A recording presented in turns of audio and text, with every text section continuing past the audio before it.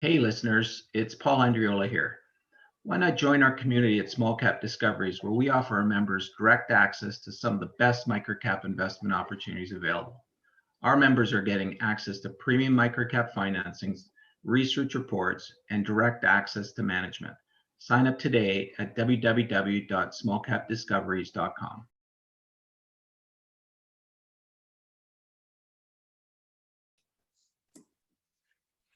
Hi, everyone. Welcome to the Small Cap Discoveries conference call. Today on our call, we have the CEO, Hadi Abassi from Atlas Engineered Products. Atlas trades on the TSX Venture Exchange under the symbol AEP and on the OTC under APEUF. The company is currently trading at 60 cents with roughly 58 million shares outstanding, or about a $35 million market cap. I'd now like to hand it over to Paul Andriola. Thank you, Trevor. Atlas Engineered Products. Before we get started, I'm going to remind everybody that I am a director of the company. So full disclosure there. Not only do we have Hadi, but we've actually got two other members of the team. We've got Melissa McRae, the CFO of the company, and Gurmeet Dhaliwal, the COO of the company. And congratulations to Melissa. It's officially, she's no longer the interim CFO. She's now the full-time CFO. So good to have that designation, cleared up. But listen, I mean, a lot of people, anxious to hear you guys tell us, what's been happening. But before we get into any kind of update, Hadi, why don't you tell everybody what Atlas Engineer is all about? Okay, hello everybody, and appreciate your time and giving us the time to share our story with you there. And I'm sure a lot of you on this call I've already spoken to and we presented to and your shareholders, but still it's always a pleasure to meet you all. And today is really special because last year when I stepped back into CEO of the company, and the first investor call we did or interview we did was with Paul and your group there. And that was amazing. And I'm really happy today because I have my best two team players and my best two partners in this business with me on this call. So it's like kind of a hello again and a celebrate for what we did last year and talk about where we're going to next year. So today, Gurmeet and Melissa being on the call is a very, very special event for me there, because up to now it's been me and Paul and then sometimes with them, but it's just to have them speak to you because the people on this meeting and this call, I know most of you and you are very dear with me because you've been a shareholder at AEP for a long, long time, and I appreciate you. And really, we have the same story we've always had. We are a manufacturing truss plant originally, and then we started manufacturing engineered wood, flooring, and we started add to the organic growth, the wall panel to it. And originally when we went public, it was a roll-up company that we were buying companies across the nation and across the country. And we started doing that, but we always had an eye on organic growth, new products, and the new possibilities. That's why first what we did was we concentrated on having the footprint across the country in different areas of Canada. And then once we have accomplished the footprint and we are a national company, then we added the organic growth to our business. And then we have added more. So we are not just growing as a roll-up as M&A, we add in organic growth, we add in new product, and now what we've added again that we started in Abassi, British Columbia.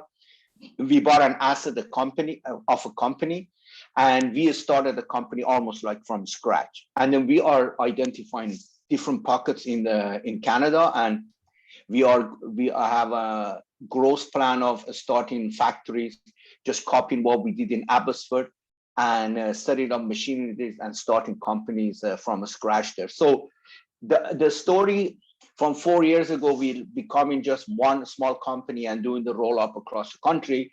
It has become roll up plus setting up new factories, organic growth, new products, and we just expanding, and it's just that's what we're doing right now, and we're just increasing. We had a wonderful year last year in terms of revenue and profitability, and we're going to keep that focus. One of the main focus with me and Gurmeet and Melissa is we are very, very profit driven and margin driven, and we will never ever lose focus on that. And that comes always first for us is revenue and with profit. And we will continue doing that as we move forward too there, so the investors will get a fair return on their investment in the company. That's really the short and long of it, Paul. Fantastic, Hadi. So I don't seem like I'm just throwing you, softball questions. I want to make sure everybody has the opportunity to ask whatever questions you want of Hadi and the management team. And, as per usual, use the chat function, ask your questions, and I'll do my best to make sure that the question is asked. Why don't we talk a little bit about last year?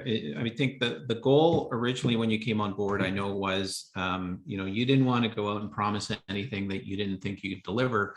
So if anything, the company was relatively quiet, and really the idea was to go and produce and then let the market know afterwards that it can be done. So you had a spectacular year. Now we haven't seen the final results, but the first 3 quarters certainly of the year were quite strong. Why don't you tell us sort of, maybe you or Melissa, what was the driver of that? Why all of a sudden did you go from, what was it, about 80% revenue growth? What drove that? Some of it was clearly lumber pricing, but what else? What did you do differently?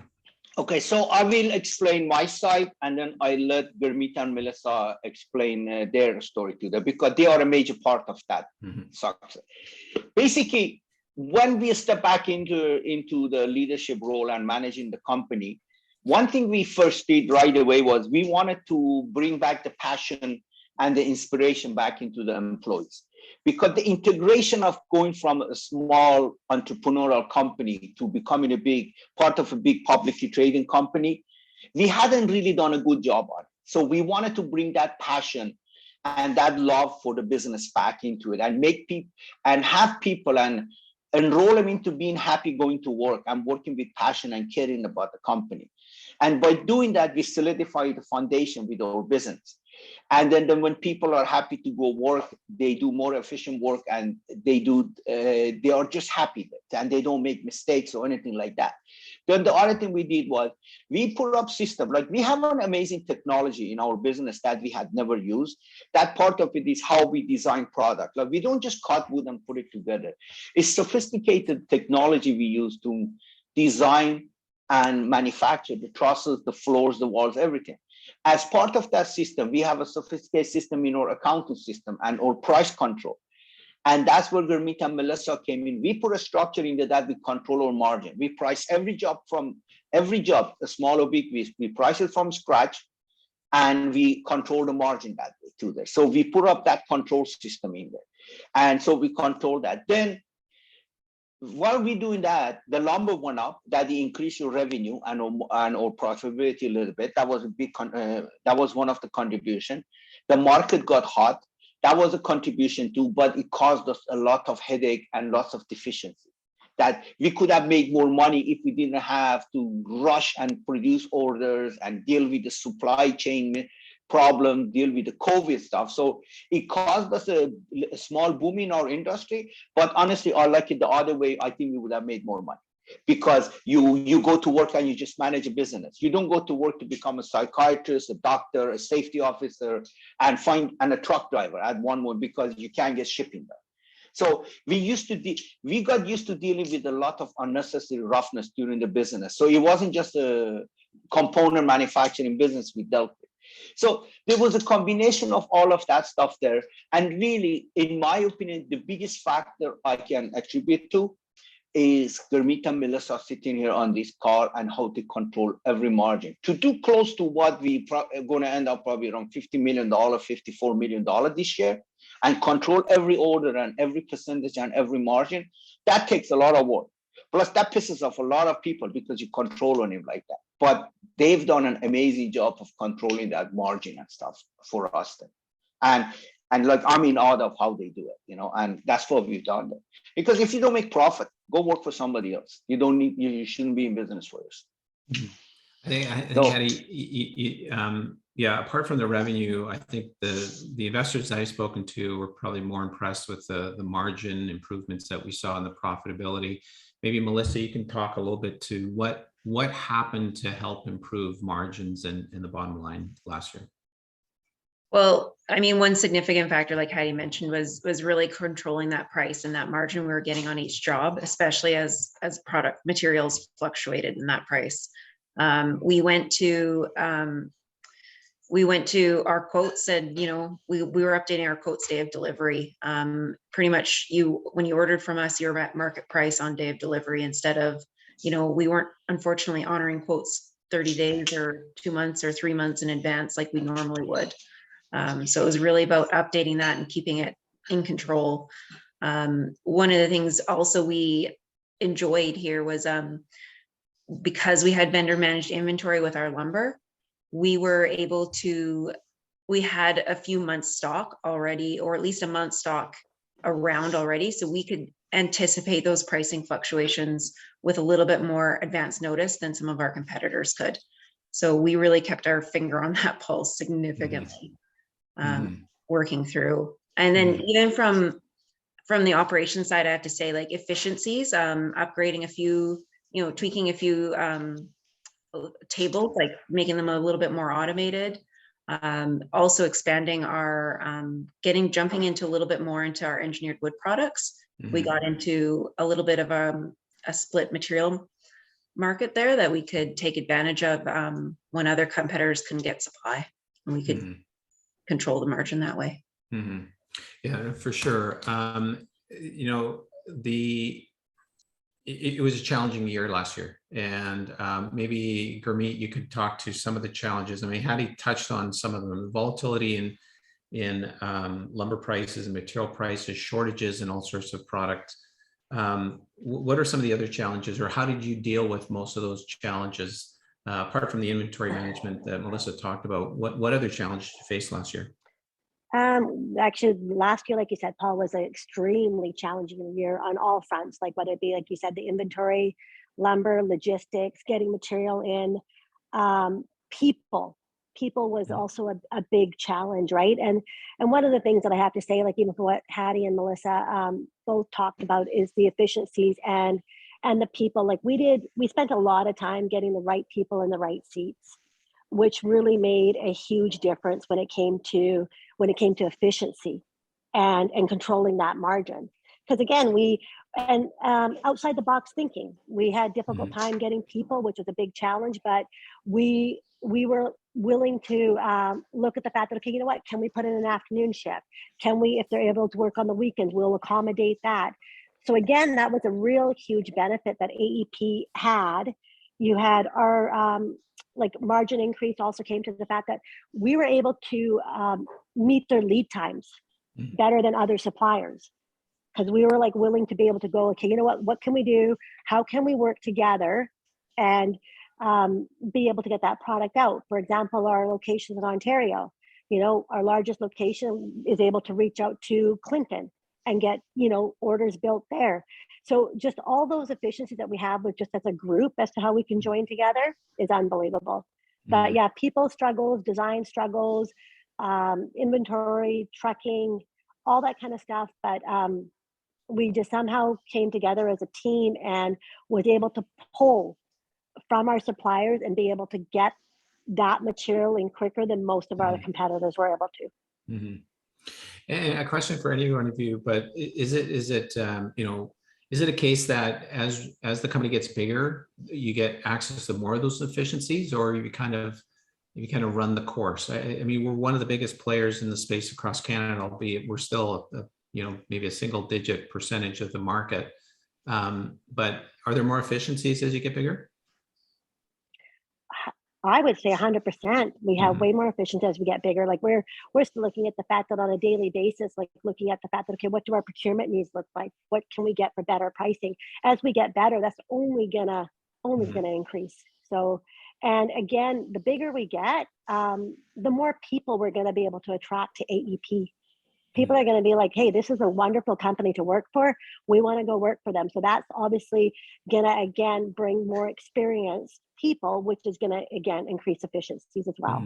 And you see, Paul, to add to that, what we have learned and what I've noticed in the last 12 months, we don't just look at how do we increase revenue and how do we increase margins, how do we expand our organic growth, how do we do our M&A. Like we've started like the whole package.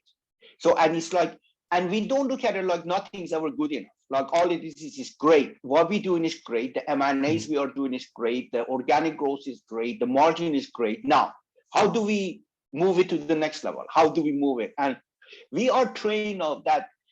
We are authentically questioning what is the next level for us? What is the next thing? What is the next thing? And what next machine is going to do for us? What's next?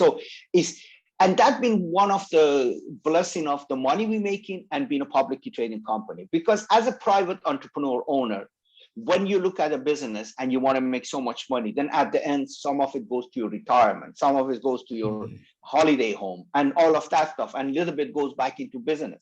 With us, there is no money going out. All the profit we make and stuff it stays there. Then we will start spreading it. Okay, what are we going to do? And majority of it is towards M&A, towards efficiency, towards improving the margin, towards improving the facilities. And so we are trained now to start looking at what's next, how do we improve this, how do we improve this? And it's not like because all these employees hated that question. Because all they want to do, okay, this is great. We just go straight, a steady Eddie, let's do it. Now we are training our organization to look at, okay, what is the next thing? What is the next thing? How do we improve this? And start searching, is there a better machine for us? Is there a better soft for us? And that's what is really inspiring about watching everybody right now. Yeah, so it sort of leads to sort of my next big set of questions. It's more about, we know what sort of happened in the past. Now let's look forward. I guess one thing to ask right off the top is what do you guys see as far as demand? There's talk now of potential interest rate increases. That's always been a concern within the real estate industry and the construction industry. How do you see the future in the short term? We've talked a number of times about just the sort of the critical shortage of housing units in Canada and in the US. But if interest rates go up, what does that do? And if any visibility, what kind of visibility do you guys have over the course of next year? What do you mean by visibility? Well, it's a bit of a softball question because I know you sort of have a good idea of what the building plans are of most of your customers over the next 6 to 9 months. So you've got a good idea of how strong the business should likely look, at least in that time frame. But any color around that? Are you seeing any slowdowns? Are you seeing good demand? What are you seeing as far as demand as far out as you can see? Paul, I've been doing this, me personally, for over 35 years.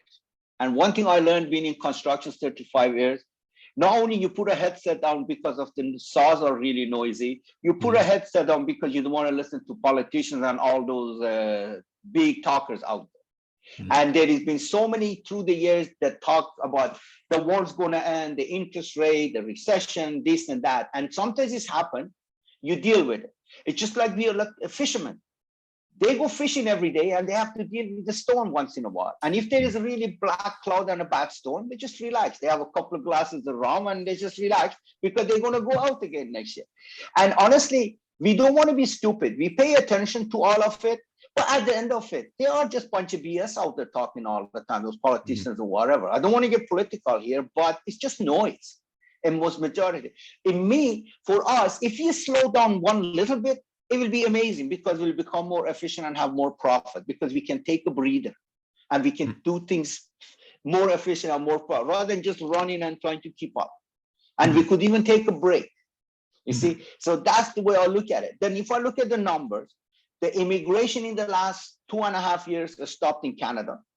That is over hundreds of thousands of people come here. They stopped because of COVID. And they're starting to open the door for that a bit. And the number one thing, immigrants come here to Canada. They already have a job. Their number one priority is to buy a house for their family. So that demand is coming back and it's always been there. There is a huge shortage by millions of homes in Canada and all of North America. And that they are doing and stuff. And the builders have so much business. They can't keep up and they can't produce yet for the places they have sold it. Okay. And those are all happening there. And those are people who don't listen and sit down and listen to news or look at online news. They're just working on the job sites and working in their businesses. And that's what I've noticed is like the past 35 years, we just do everything we do. And once in a while, you put your house mortgage on the line for your business and you worry the war's going to end. Or, it's like the old days when we had the election, 2 weeks before the election, everything would die down, the stock market, everything. Then once the election done, another liar comes in power, the whole thing gets back up in power again. And really, to me, I think sometimes it's good to practice and put those headsets on and just keep on doing what you're doing. Like I look at us, we can't keep up at the moment. Now, due to weather, flood, and everything we've had glitches that happens all the time. And when you talk to our clients, they're all busy. And they're all busy, like they haven't stopped because they can't keep up with what they've sold already.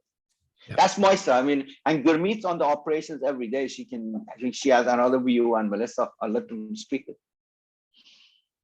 Yeah, Gurmeet, your discussions with the contact or the customer, like on a daily basis. Give us a lay of sort of the discussion. Oh, that you guys as for the demand on the customer side and what it looks like for this year, Paul, extremely busy.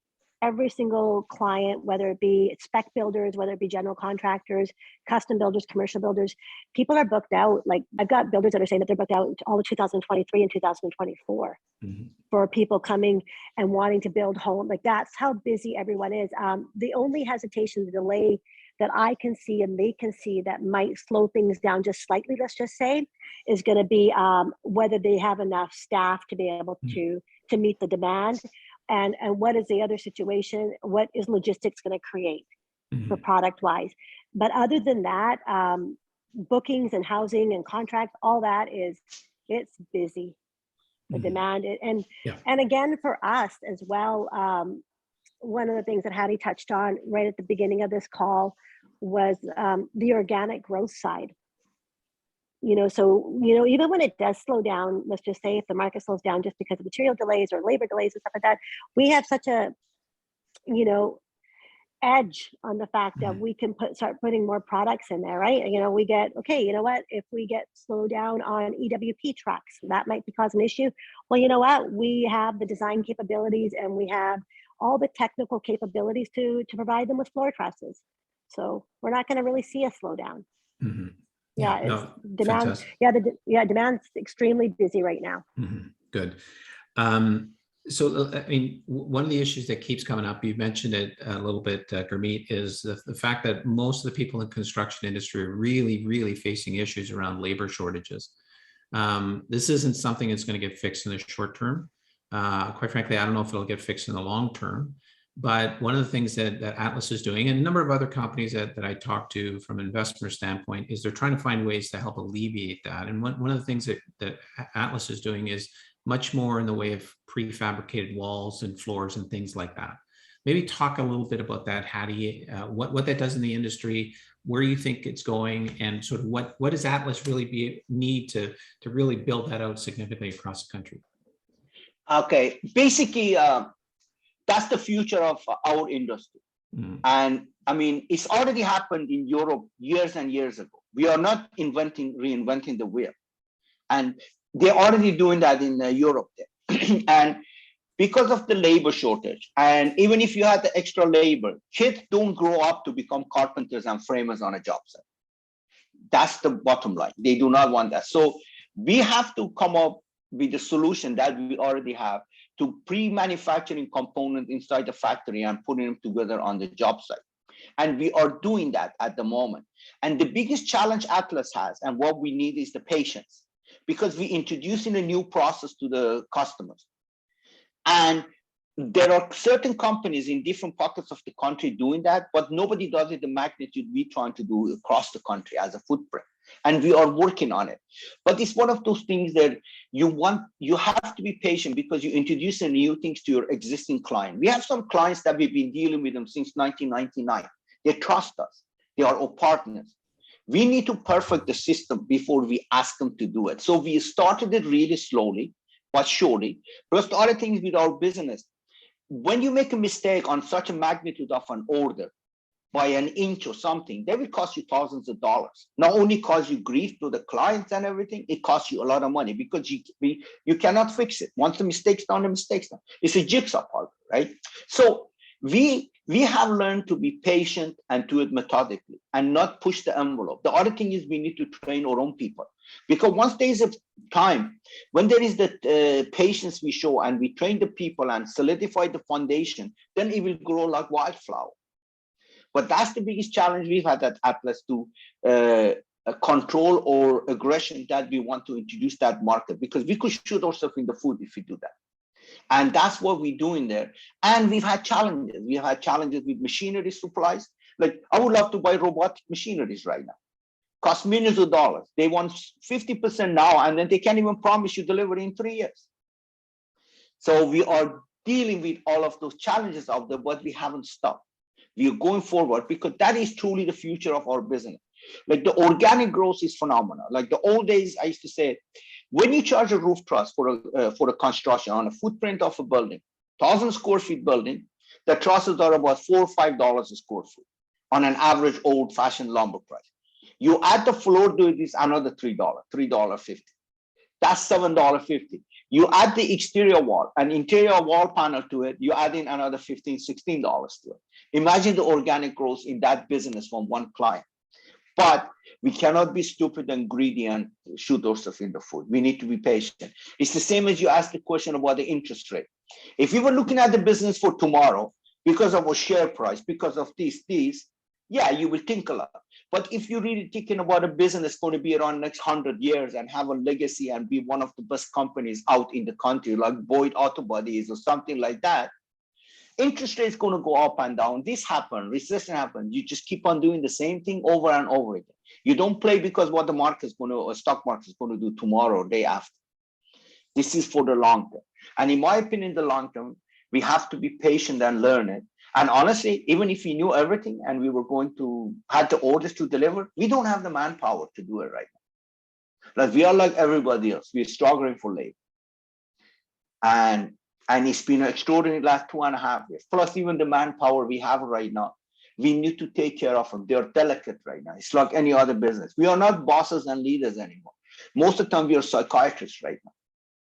Because in Canada, we used to holidays, we used to family gathering, we used to getting drunk and partying. We've been locked up for 2.5 years plus. And people have a different mentality, different mindset and depression that we deal with every day.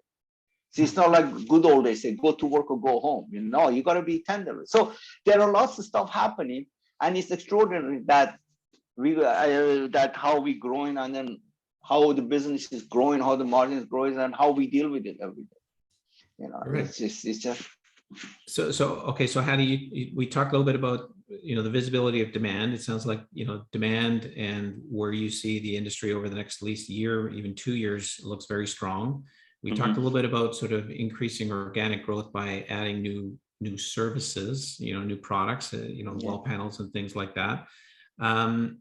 Let's touch a little bit on the M&A side of it now. Now, we did announce an LOI a little while ago. Is there any sort of updates on the LOI, the anticipations of when that might close? And probably give us a sense of, like, what does the M&A landscape look like out there? Are there other deals? Where do you really want to look? Ideally, if you could pick anywhere in the, sort of the map to buy another facility or start, where would you look? Okay, Paul. So lots of questions. The one LOI we have, that the due diligence going amazingly smooth. And then most probably sometimes in February, end of February or close to beginning March, we will close that deal. Everything's going phenomenal. We have learned from all the past due diligence and integration. It's going really smooth. We are very, very excited adding that company to our business because it's going to be an amazing addition to us because of the location and what they built and what they do and everything. It's just phenomenal. Like, I can't even believe it that fell on our lap. Honestly, I would like to take credit for it. That one I wouldn't even put on my list to call because I never dreamed of something like that will come up. So that's that. That's going really smooth. And the other M&A we have, we are as strong as ever. Like, it's actually becoming way stronger right now. Like, every other day or every week, I will get a phone call. Now, I qualify it and everything to see where they are. So at the moment, we concentrated first expanding our BC location and to balance the weather. And we are doing that. And now I've started to looking back east again for different location to joint or factories. Like, for example, we have a factory in Ottawa, we have a location in London, and we have a location in Clinton. We're doing a lot of back and forward products. We ship them engineered, floor manufactured, they ship us trusses, and we're going back and forward. So I'm looking at something in the middle pocket. Like, so there is about 4 hours drive, 4.5 hours drive. Now I'm looking at somewhere in between that the drive will cut down to 2 hours. So we're looking at different location, but really I'm hoping by end of next year, middle of this year and next year, I will start working on some US M&A activity. That's where we need to go to. And that's where we happen. However, the M&A will go the way we're doing it right now till we have a total true share value in the marketplace. There is never going to be a dilution of a share or anything like that at the prices we have in the marketplace, because we have one eye on dilution. We do not want to do that. Perfect. Let's talk. Maybe this is a question for Melissa, but how does an investor look at the financial capacity of the company to do another acquisition? Apart from some big acquisition where maybe we have to go back to the market and raise money through an equity raise, which Hadi just mentioned is not exactly what he'd be looking at doing at these levels. You've got a relationship with a new bank. Obviously clearly the company is cash flowing pretty significantly. Can you give us any kind of color in terms of does the balance sheet sort of allow us to get out there and buy other companies right now? Our balance sheet is, like you guys said, the share price, not so much, but our balance sheet is. The new relationship we have with our bank is extraordinary. It's definitely a partnership versus, your bank relationship that you're not usually too happy to talk to them with. We had facilities in place to do acquisition. So we had an acquisition line of credit that we had available to us. I think it was about 5 million there. So that we could walk out right now, go look at a 1 million acquisition and cut the check, sort of thing. What we're looking at too, though, is obviously our cash has changed dramatically in the last year. And that's really given us some buying power that we don't have to wait for the bank to make a decision as much as we did before. So right now it's a balancing act. Like interest rates are great still. So do we necessarily, if the bank's willing us to give us money at a cheap interest rate, are we going to walk out there and get rid of our cash that we could use for quick efficiencies or quick product purchases that we need or discounts? So it's utilizing the cash wisely moving forward, but it's quite strong and available to us at the moment. Mm-hmm. So I guess what I'm really trying to get out of you guys, and you kind of said it, there's a fair bit of flexibility to go and do other acquisitions right now. We're not at the mercy of the market right now as far as the stock. There are some interesting ways we can get things done. And Hadi, we've spoken about this in the past. There's so many acquisitions that are they're almost all unique, where sometimes there's 3 partners and only one person wants to sell, so he wants to take, the other 2 want to take stock back. Some will do vendor take backs. I mean, there's a lot of flexibility with these sort of, call them mom and pop operations. They're not always, they're not all the same, right? No, and Paul, I agree with you. Every deal is different. Mm-hmm. But one thing I've noticed with M&A activities, before in the old days, I used to think about it, how many we could buy. Now is how many we can integrate properly. Mm-hmm. What patience we showing is doing the integration and the due diligence and integration, that the moment we announce, we close it this hours, that month we want to make money. Mm-hmm. And we want to have the same margin, the same bottom line. And we are spending a lot of time on the due diligence and the integration. Because you can buy the best ever company in the world, and if you are not doing the integration properly, it's going to be a disaster. That's one thing we have. Mm-hmm. So we are very, very conservative about that. The money is not an issue. The bank loan is not an issue. The share price is a big issue for us because we are way undervalued in the marketplace, but those 2 are not. And there are lots of companies available. But how we can integrate them and make it happen, because you could almost, it's like a buffet dinner. You can go eat too much and start getting sick at night. So we have to be careful. That's my opinion.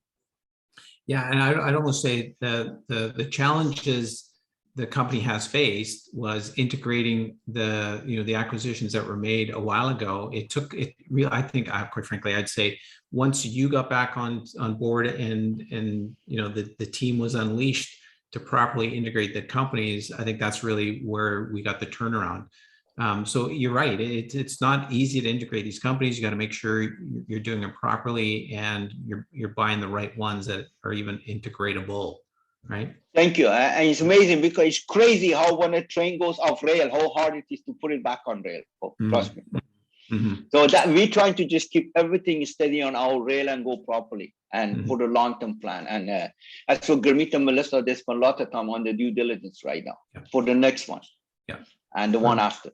Perfect. Listen, we're for the sake of time, there's a whole bunch of questions that I got from listeners. I'm going to start asking them. And if we can answer them as fast as we can, I want to try to get as many in as we can. So so you call the name of person who won, you want them answered. You're going to call I will. Yeah, I will. Thank you. Okay. Okay, so Gurmeet, I'll ask you this question. Somebody asked, they've noticed there's been a lot of advertisement for hiring for the company. And the question was simply, are these new hires because of demand? New hires because of demand, 100%. Yes. Okay, perfect. Good answer. Nice and quick and short. I love it. Okay, so another question came up. It was in the presentation online, I guess, it says sales to lumber and specialty building yards. Maybe describe what do we sell to lumber and specialty building yards, and how much of our revenue is sort of spent there or sent there? We sell. Yeah. Oh. Yeah, Gurmeet, go for it. Trusses. Trusses. There you go. Okay, so we sell trusses to everything from, like, I wouldn't say necessarily Rona, but it's these larger sort of specialty building yards. Specialty building yards that we can call, like, basically that what we consider that is, like, say, like a Rona, or, you know, like a home lumber. That's a specialty building yard that we sell trusses. So the salesperson comes to us, we sell it to the salesperson, and then they in turn sell it to their customer. So we're not dealing with the actual, we're not generally dealing with that direct general contractor. We're dealing with that middle person, which is the building yard. Right. And sometimes, sorry, I will answer quickly too. Sometimes we do that because certain clients, the big size client, they like to buy everything from one source and get one invoice. So we partner with lumber yards, and then we do the engineer wood and the trusses, or mainly trusses for them and stuff there. And then we work with those lumber yards across the country. That's how we do it. Okay, sorry. And maybe Melissa, answer what sort of percentage is sold to those type of customers? Correct me if we haven't run those specifically, but I would say about 20% of our 20% for that. Yeah, we do like to deal with direct with the contractors if possible. Gotcha. Perfect.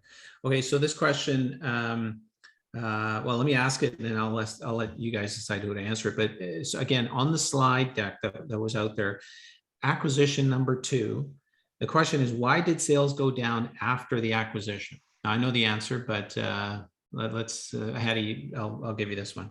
Oh, Melissa. Okay, Melissa. Okay. The profit lady. Yeah. So when we first started over that business, we've talked about winter work sort of in the past, where you kind of sell some things at a little bit lower margin just to keep the shops busy. They were going a little bit too far with that. So where we saw the opportunity was, maybe we take a little bit of a hit on the revenue line, but we increase that gross margin and the bottom line, which we did, going from 7% to 17% on that acquisition, and that's 2020's numbers. That's where we saw a greater building of our numbers versus accepting all those sales at zero margin or even negative. Yeah, basically we stopped working for free and started making money. Yeah, and again, I think it's just that it's a professionalism that is adopted to some of these operations that allow you to sort of review everything and say, okay, this is the way business should be done. And instead of either losing money or maybe breaking even, you guys just gone in and said, okay, this is the way the business is going to be run, and it's all about the profit. Perfect. Okay, real quick question, Gurmeet, EWP. This question, or this person wants to ask, what does EWP stand for? Engineered wood products. That's it. Perfect. Okay, right on. Okay, so we got a question here. It says the shares outstanding, read the number of NCIB. Okay, so I think what this is, and I can answer this question. The shares that are outstanding right now, the number's actually gone down a little bit because of the NCIB, the share buyback that's in place. There's some shares have been returned to Treasury, so the numbers have gone down a little bit. We'll see at the end of or early next week, depending on what happens with the warrants. If there's any warrants exercised, that'll increase the number. So it's still to be determined what the actual share count is going to be by this time next week. We'll find that out then. Okay, so let's go here. Now we got a couple questions here. Okay, from 4 million EBITDA in 2020 to 10 million plus EBITDA in 2021, how should investors think about next year from an EBITDA standpoint? So I'm going to tailor the question a little bit differently and maybe ask Melissa. Melissa, do you see any significant trends in terms of any kind of the margins, either increasing or decreasing? Anything that you can sort of, any trends that you see that might affect margins either way? So margins and the EBITDA percentages, no, I don't see, like, I mean, we're trying to increase efficiencies. We'd always like to improve them, but our strong goal is to keep an eye on them, and they're not going to not have them drop significantly here going into the next year. Is there potential for the revenue line to drop and the dollar figures? A little bit, yes, with lumber. But I do have to say, I pulled out an annual average for our lumber price last year, just internally. And the average for last year, the start of this year, we're over it already. So it's kind of a volatile market. Yeah, and revenue is a tough one because it's something that you can't control, that the company can't control. But volume, maybe if we were to look at it from a volume standpoint, yes. What's the trend look like in terms of volume sale? Like, do you expect a little bit more than you did last year? Do you expect the same? Do you expect less because of potential shortages? Just any color there. Yeah, so where we're looking at filling in potentially any gaps the lumber might bring us is those other products like Hadi was mentioning, specifically the wall line. Like he said, like, we're slow, steady. We're making sure we're producing a quality product to our customers. And that's kind of been a little bit slow on the uptake in the last year and 2 years. Where we're expecting is a little bit of a breakthrough here this coming year, and to level out those volumes. Another flip side is demand is still high. So again, like Gurmeet mentioned, though, depending on labor and some supply for our contractors, that might delay some things. We're still anticipating the same level of board footage or material to go through the yards here as last year. Perfect. Okay, there's a question that's similar to one that was just asked, but I guess we'll throw in the M&A side of things. Like, when you acquire a company, depending on how efficiently it's being run, sometimes you take a little bit of a hit in margin because you're sort of the average, the average numbers drop. So it's not unheard of to expect a slight drop in margins if you're taking over a company that is not necessarily running efficiently, or in some cases maybe running very efficiently and the margins are higher. So there will be some fluctuations based on any acquisition you guys are taking on, correct? Gurmeet, do you want to answer that? Yeah, Gurmeet, go for it. I would say there would be definitely some flexibility with the margins when we take on acquisitions, but from just me looking at it in that way, Paul, though, we probably would increase the margins because we have the upper hand on procurement side of things. Right. So we're taking in acquisitions, we're bringing in our lumber, we're bringing in all our supply and our products, and at better pricing that acquisition is probably currently getting. Yeah. And then the other thing I'd add too, to keep in mind, is that a lot of times when you're acquiring some of these smaller operators, usually that the founders or the owners are collecting a salary, and if that salary disappears, that's that basically goes to the bottom line, correct? Exactly. Yeah. Yeah. Okay. 100%. So almost the expectation should be that, especially once you guys sort of get your hands on the business, that it's going to be incrementally additive to the gross profit and margins. Yeah, definitely. Okay, fantastic, great, thank you. Okay, so I'm going to read this and not even know the question until after I read it. I'm curious, do they think they run the best truss facilities? What's the benchmark? And if they aren't the benchmark, what takes them there? Do you guys run the best truss facilities? You bet you. Attaboy. You bet you. Yeah, you bet you. I mean, I guess interesting question, but I mean, we do find when we're looking at some acquisitions, there's certainly some that are being run better than others. How do you look at that? Do you want to buy something that's being run very well, or do you want something that's not being run well and you guys can put your hands on it and change it? It all depends on price, right? Yeah, both experience, we bought companies who run very well, and we bought companies who don't run very well. And then we brought something to the table. Or some companies, you just let them be. They're running really good. They make you money. Why upset the apple cart? But from what I've noted, from the sophistication of the system we have, for Matrix, we measure for productivity. And like we have benchmark in every factory. For example, one is for productivity per board feet per man hour. That we always had a benchmark. As far as I know, I own the business. It was 90 board feet. You went above, you got a bonus. You went below, you got a target. And so we have those benchmarks. Without benchmark, you can't operate any business. But what I've noticed, every company we bought, because you get used to it. Everybody that's their children. They love the way they run it, and you can't even criticize them. But the moment we walk in, you do not want to knock them down for their kid being a brat or bad production. But when you walk in, there is the area of accounting. That's absolutely, a lot of them operate in 19th century. They have no idea about the balance sheet, the margins, everything. That's one area when we start asking hard questions, they don't even know what the questions are.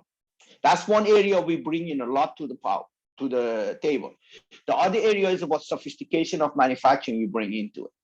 Because we don't stop at what machine we have. We always look at the better better computer, and the technology, the softwares, everything. We have had the resources to invest money in the resources and the HR part.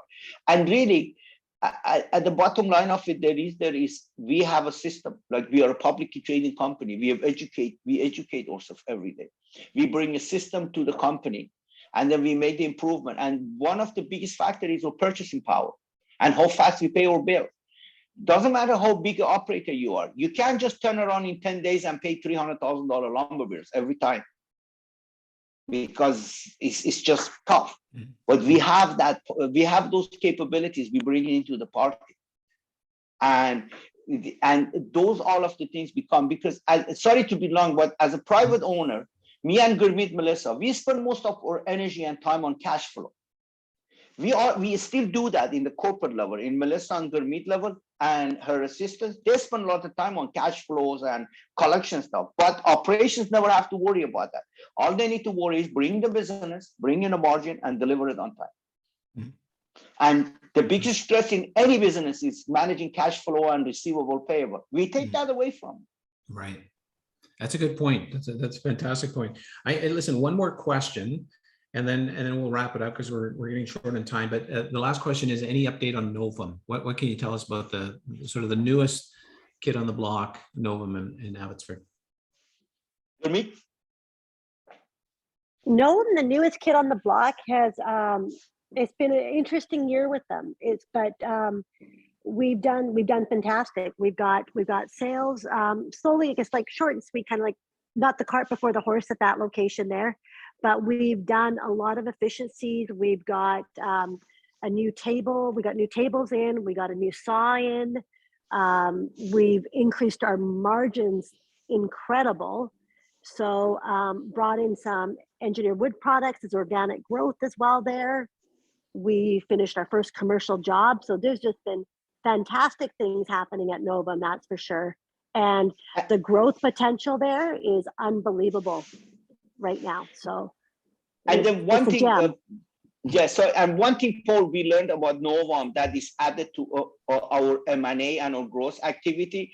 We've learned that we can actually set up a small company like that and take a small percent of the market share, but produce a steady profit and set up locations like that across the country, rather than having to go pay millions of dollars for some existing company that some of them come with headache.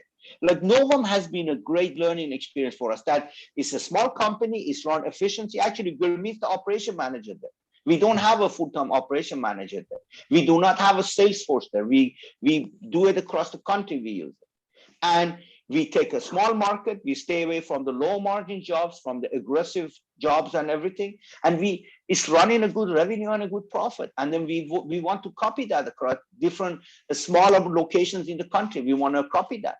If there is a pocket in Canada that there is a need for a small trust plant, because there is not one in the vicinity for a few 100 kilometers, we want to copy Novum and set something up like that there from zero.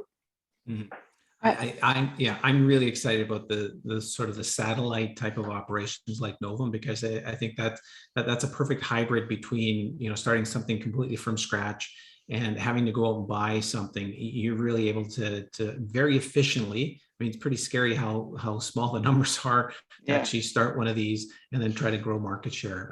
I think that's really something exciting to watch. Yeah, and really, if I can use a baseball game analogy, you don't always win a game by hitting home runs. You need a lot of players who can run fast and do the little bunts here and there. Mm-hmm. And Novum is one of those for us. And I've learned it, and they're really less headache.